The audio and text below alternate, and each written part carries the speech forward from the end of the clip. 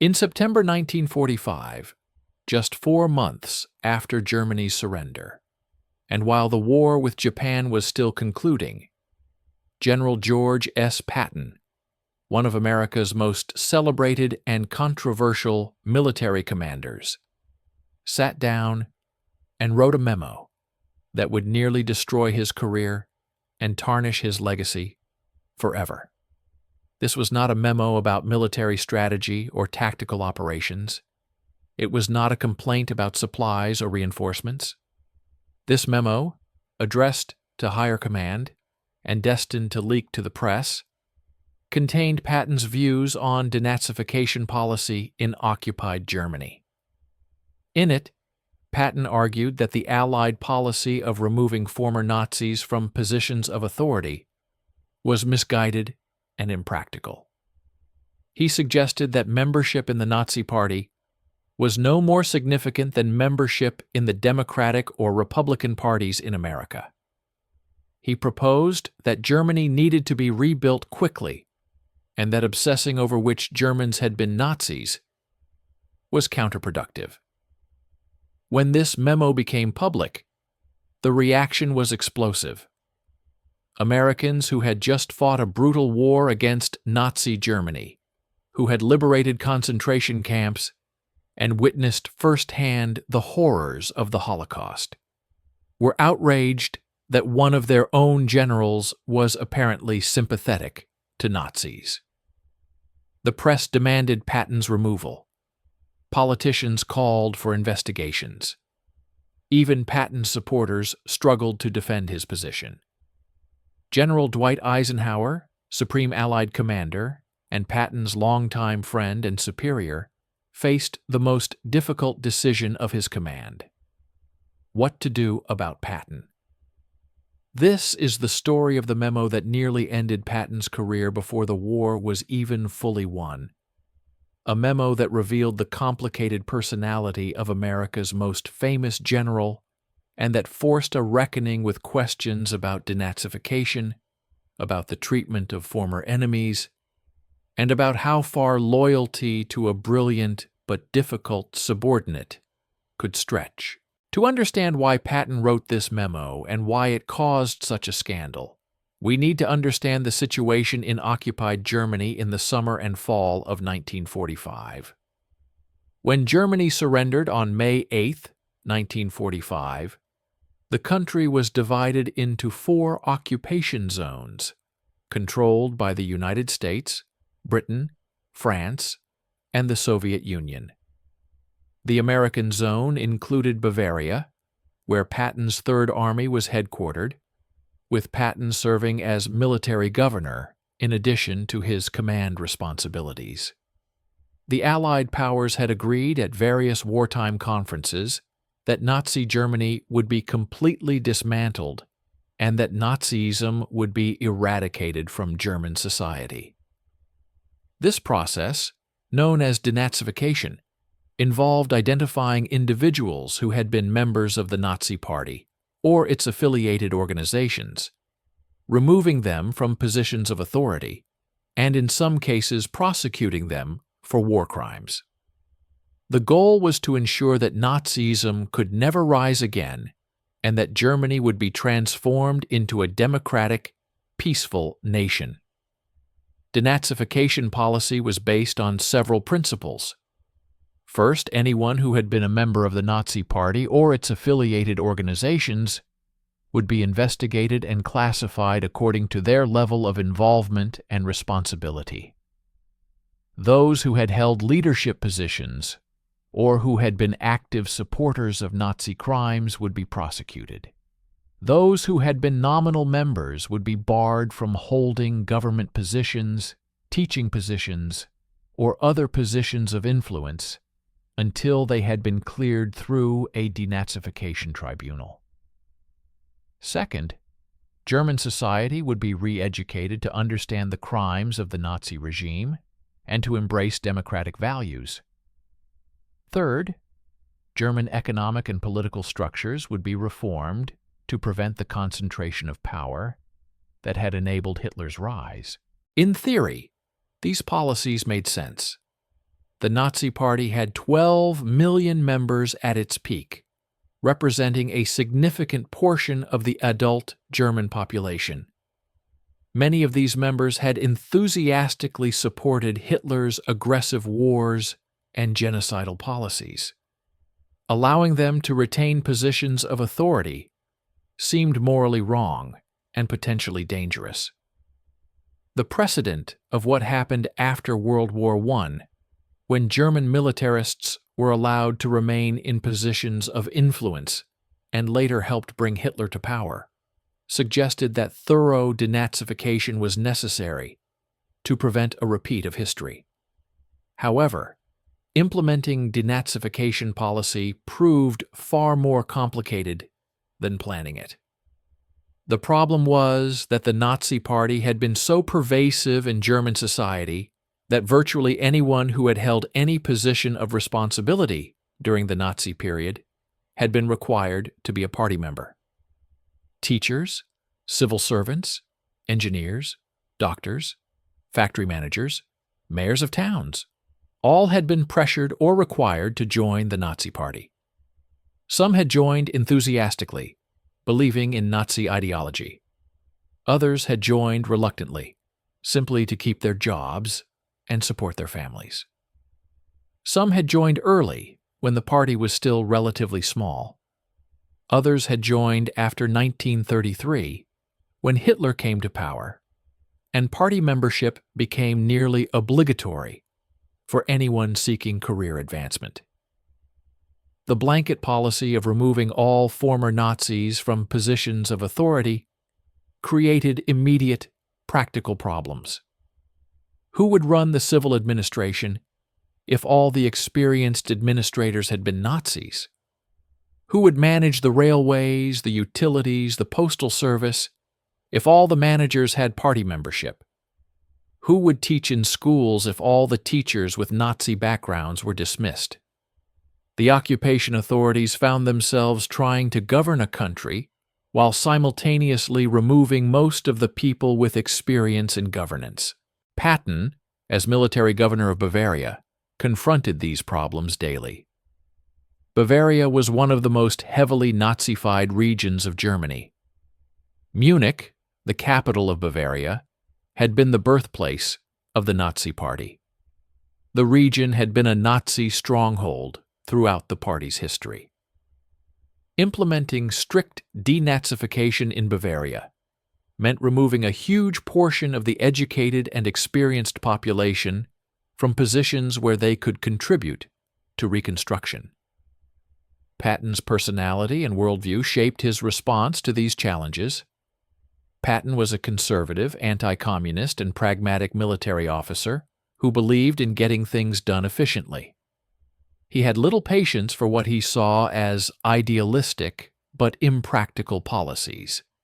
He believed that the most important task in Germany was to establish order, rebuild infrastructure, and prepare for what he saw as the inevitable confrontation with the Soviet Union. From Patton's perspective, obsessing over which Germans had been nominal Nazis was wasting time and resources that should be devoted to reconstruction and preparation for the next war. Patton also believed that he understood Germans better than the politicians in Washington who were making denazification policy. He had fought against the German army and had administered occupied German territory. He had observed that many Germans who had been Nazi Party members were simply ordinary people who had gone along with the regime, not ideological fanatics or war criminals. He distinguished between what he called big Nazis, the leadership and true believers who should be punished, and little Nazis, the ordinary members who had joined for practical reasons and who could be useful in rebuilding Germany. Throughout the summer of 1945, Patton increasingly ignored or circumvented denazification directives. He appointed former Nazi Party members to administrative positions if he believed they were competent and necessary. He argued with his superiors about the impracticality of denazification requirements. He made comments to journalists and visiting politicians suggesting that denazification was being taken too far. These actions and statements began to create friction between Patton and Eisenhower, who was under pressure from Washington to implement denazification strictly. The breaking point came in September 1945, during a press conference that Patton held in his headquarters. A reporter asked Patton about denazification policy and about reports that he was appointing former Nazis to positions in the military government. Patton's response was characteristically blunt and politically tone-deaf. He said that the Nazi Party in Germany was really no different from the Democratic or Republican parties in America, that most members had joined simply for practical reasons, and that it was ridiculous to bar competent people from useful work simply because they had once held a party membership card. The reaction to Patton's comments was immediate and furious. American newspapers, which had lionized Patton during the war as a tough fighting general, now condemned him as a Nazi sympathizer. Editorial writers questioned how Patton could compare the Nazi Party, responsible for genocide and aggressive war, to American political parties. Jewish organizations were particularly outraged, pointing out that many of the so-called little Nazis Patton wanted to employ had participated in or enabled the Holocaust.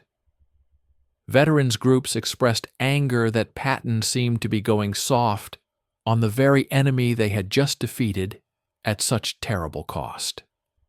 Members of Congress demanded explanations. Senator Claude Pepper of Florida called for Patton's immediate removal. Other congressmen questioned whether Patton was mentally fit for his position. Even some of Patton's supporters in the military establishment were embarrassed by his comments and struggled to defend him. The War Department was flooded with letters and telegrams demanding that Patton be disciplined or fired. Eisenhower, as Patton's immediate superior and as Supreme Allied Commander responsible for occupation policy, was in an impossible position. He had protected Patton through numerous controversies during the war, most notably the slapping incidents in Sicily. He believed that Patton was a brilliant combat commander whose talents had been essential to Allied victory. But he also recognized that Patton's comments about denazification were a bridge too far, a statement so politically inflammatory that it could not be ignored or explained away. Eisenhower called Patton to his headquarters in Frankfurt for what would be one of the most difficult meetings of their long relationship. According to accounts from staff officers who were present or who heard about the meeting afterward, Eisenhower was angrier than many had ever seen him. He told Patton that his comments had been inexcusable, that he had created a political firestorm that threatened not just his own career, but also the reputation of the entire American military. He demanded to know what Patton had been thinking and why he continued to make such inflammatory statements despite repeated warnings. Patton's response revealed the depth of his conviction about denazification policy. He told Eisenhower that he stood by his statements, that he believed denazification as currently implemented was counterproductive, and that someone needed to speak the truth about the situation in Germany, even if it was politically unpopular. He argued that he was simply being practical, that the goals of rebuilding Germany and preparing for potential conflict with the Soviet Union required using all available German expertise, including people who had been nominal Nazi Party members. Eisenhower listened, but remained unmoved. He explained to Patton that regardless of the merits of his arguments, which Eisenhower did not necessarily accept, Patton had violated policy, had embarrassed the American government, and had made it impossible for Eisenhower to continue supporting him as military governor of Bavaria. The question was not whether Patton would be removed from that position, but whether he would be removed from command entirely and sent home in disgrace, or whether he could be reassigned to a position where he could do less damage. After this meeting, Eisenhower spent several days consulting with his staff, with General George Marshall in Washington, and with other senior commanders about what to do with Patton. The consensus was that Patton had to be removed as military governor, but that completely ending his career would be excessive and would deprive the Army of his experience and knowledge. Eisenhower decided on what he hoped would be a solution that balanced the need for discipline with recognition of Patton's past contributions. On October 7, 1945, Eisenhower relieved Patton of command of Third Army and of his position as military governor of Bavaria. Patton was reassigned to command of 15th Army, a largely paper organization whose mission was to compile historical records and lessons learned from the European campaign. This was clearly a demotion, a move from a position of real authority and responsibility to what was essentially a dead-end administrative job. The message was clear. Patton's career as a combat commander and as a significant figure in the occupation of Germany was over. The announcement of Patton's relief was front-page news across America. Most newspapers approved of Eisenhower's decision, though some thought Patton should have been punished more severely while others thought the whole controversy had been overblown. Patton himself was devastated by the relief, seeing it as an unjust punishment for telling the truth. He believed that history would vindicate his views on denazification and that he was being scapegoated for political reasons. But the story of the memo and the press conference that led to Patton's relief is only part of a larger story about Patton's views on occupied Germany and on the post-war world. The written memo that gave this narrative its title was actually composed after the press conference, as Patton tried to formalize and justify his positions in writing.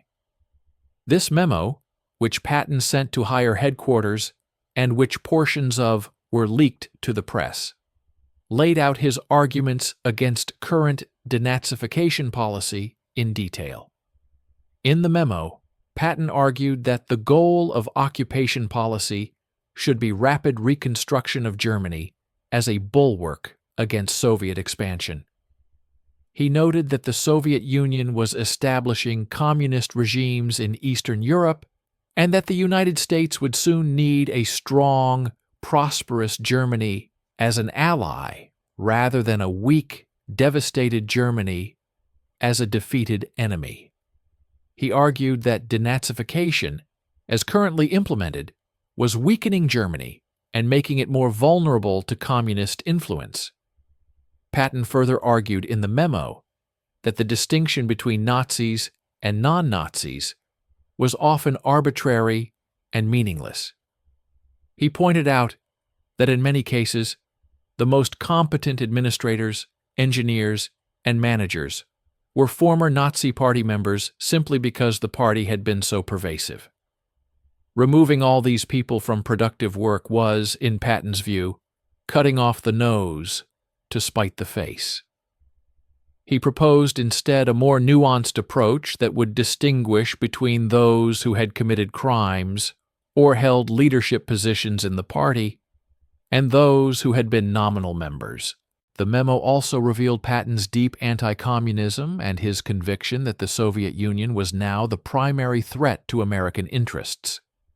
He argued that the United States was wasting time and energy fighting the last war, punishing Germans for Nazi crimes, when it should be preparing for the next war against the Soviets.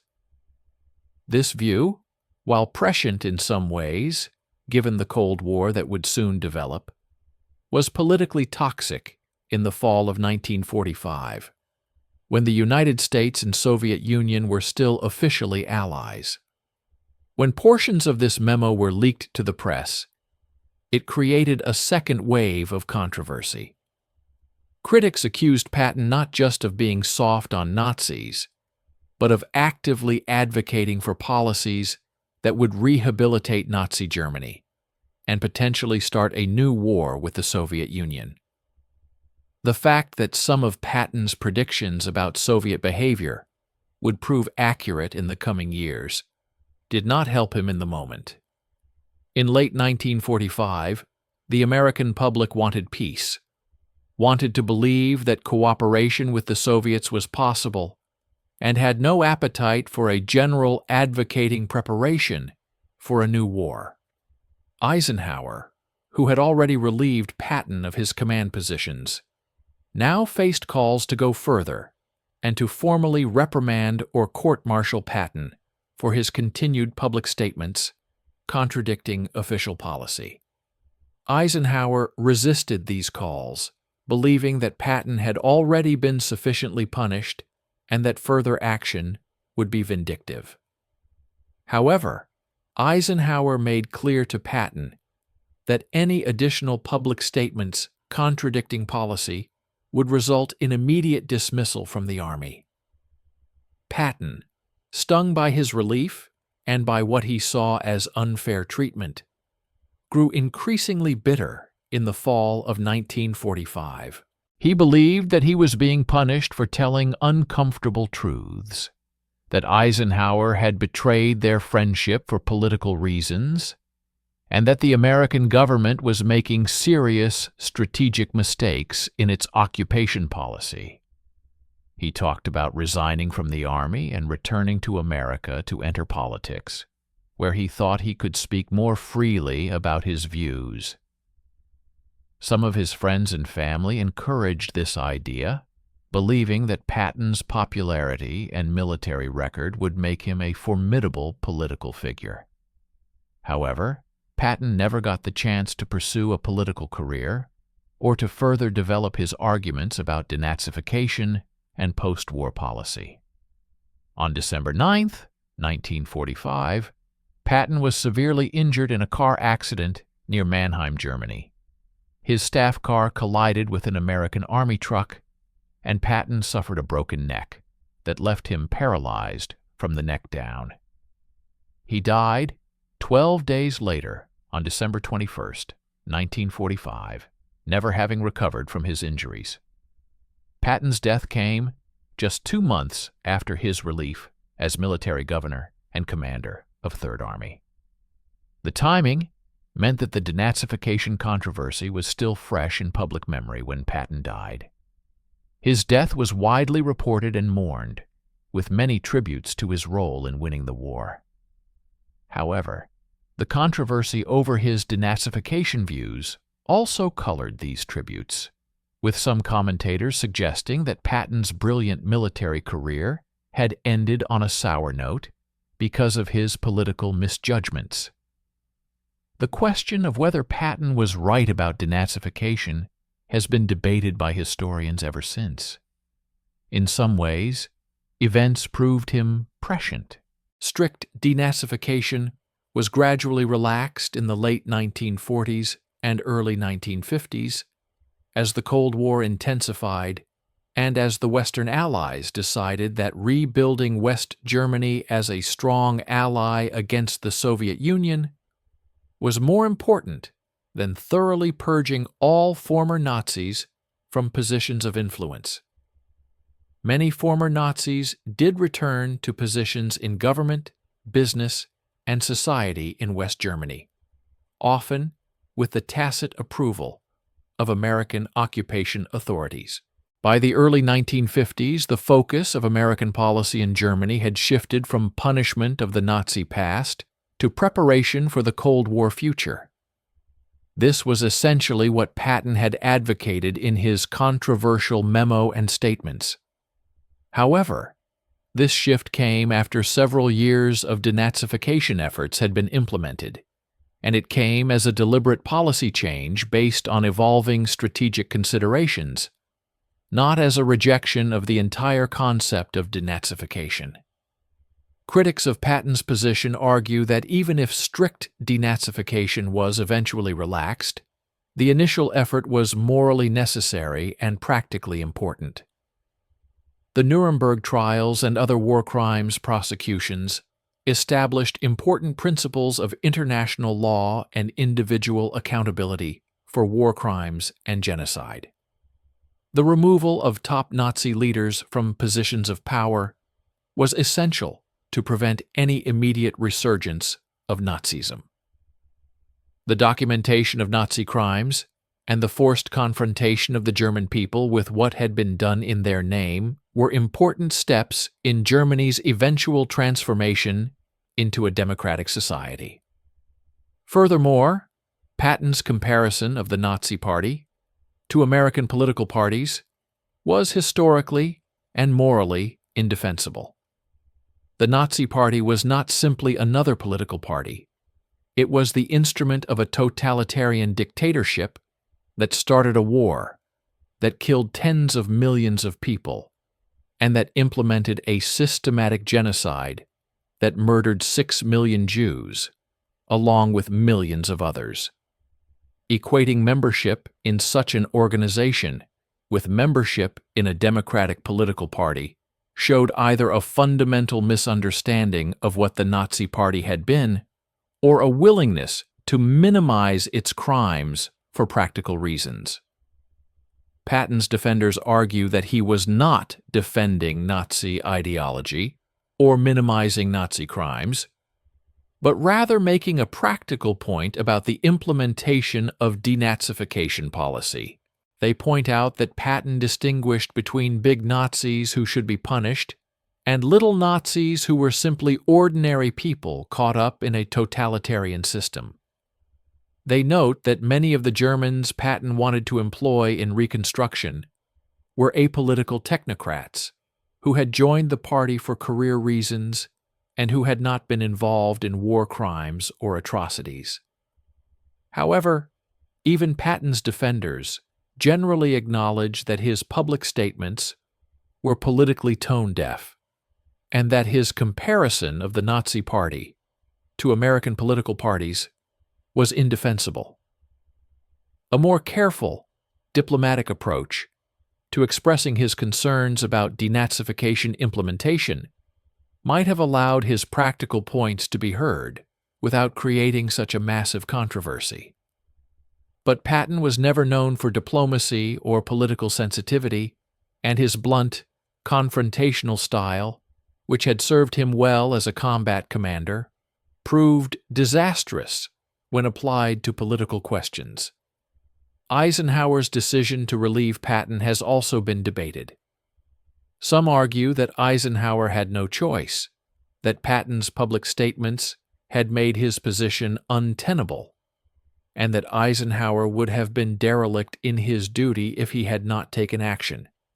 Others suggest that Eisenhower could have found a way to protect Patton while still enforcing denazification policy, perhaps by allowing Patton to express his views privately while insisting that he implement official policy publicly.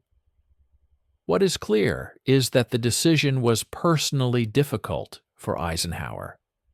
He and Patton had known each other for decades. Eisenhower had protected Patton through previous controversies, believing that Patton's military talents outweighed his personal failings. But the denazification controversy was different from the slapping incidents, or from Patton's various other indiscretions. This was not a question of personal misconduct, or even of tactical insubordination. This was Patton publicly advocating policies that contradicted official American government policy on one of the most sensitive issues of the post-war period. The broader significance of the memo and the controversy it generated extends beyond Patton's personal career. It raised important questions about civil-military relations, about the role of military commanders in occupied territories, and about how to balance military effectiveness with political considerations. Should military commanders in occupation zones have the authority to modify or circumvent policies they believe are impractical?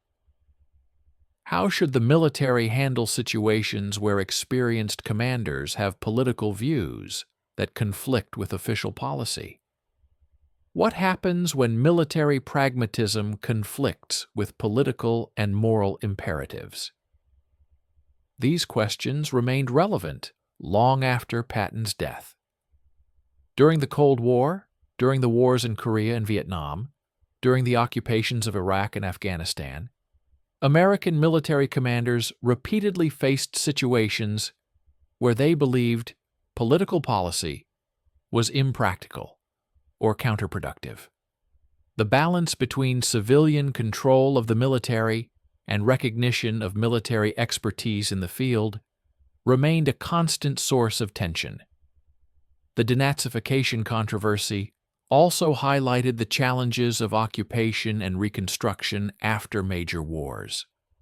How do you rebuild a defeated nation while also punishing it for its crimes? How do you distinguish between those who should be held accountable and those who were simply ordinary people living in an extraordinary time? How do you balance justice with practical necessity?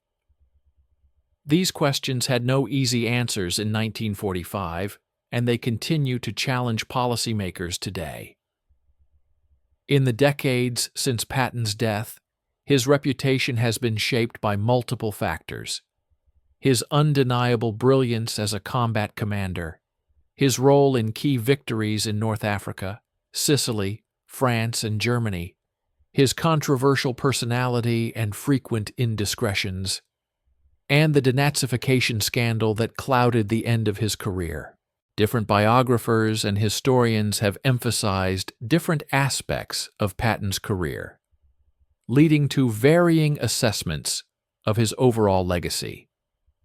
The memo itself, the written document that formalized Patton's views on denazification and that was leaked to the press, has become a historical artifact studied by scholars of World War II and of civil-military relations. It represents a moment when a brilliant military commander overstepped the boundaries of his authority, when military pragmatism clashed with political and moral imperatives, and when personal conviction led to professional disaster. For students of leadership, the story of the memo offers important lessons. It shows how even the most accomplished leaders can make catastrophic errors of judgment when operating outside their area of expertise. It demonstrates the importance of understanding political context and of recognizing when personal views should be subordinated to official policy. It illustrates how a lifetime of achievement can be tarnished by a single moment of poor judgment. The memo that nearly ended Patton's career before the war was one, though actually written as the war was ending, stands as a reminder of the complexity of the post-war period, of the difficult questions that arose as the Allies grappled with how to treat defeated Germany, and of the human dimension of these great historical events. Patton, brilliant and flawed, visionary and blind, was caught between his practical understanding of the challenges of occupation and his inability to express those views in a politically acceptable way. His career ended not on the battlefield where he had achieved greatness, but in the political arena where his talents did not serve him well. The controversy he created, the questions he raised, and the lessons his experience offers remain relevant to discussions of military leadership, occupation policy, and civil-military relations today.